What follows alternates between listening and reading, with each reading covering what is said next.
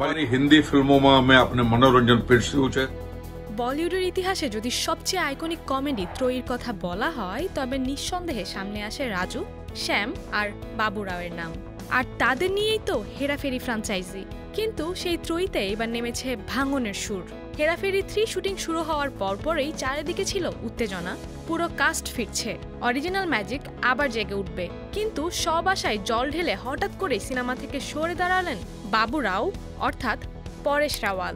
পরেশ জানিয়েছেন তিনি ব্যক্তিগত কারণেই সিনেমাটি থেকে সরে দাঁড়িয়েছেন। তিনি সরাসরি লিখেছেন, টিমের কারো সঙ্গে আমার কোনো মনোমালিন্য নেই, সিদ্ধান্তটি একান্তই আমার। কিন্তু সিনেমার প্রযোজক ও সহ অভিনেতা অক্ষয় কুমার সহজভাবে নিচ্ছেন না বিষয়টি।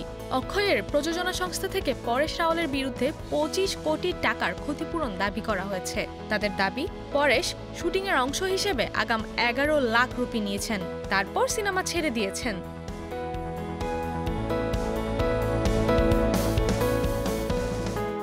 যা চুক্তিভঙ্গের শামিল।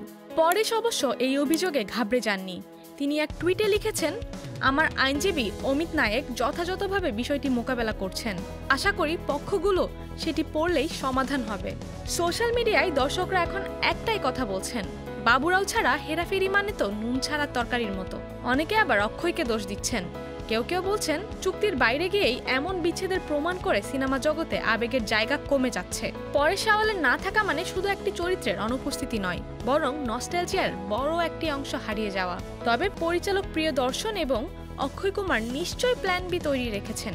কিন্তু তাতেই কি জমবে হেরাফেরির আসল কমেডি, নাকি হাসির রাজা বাবুরাও ছাড়াও হাসি আর জমবে না? সময় দিবে সব উত্তর।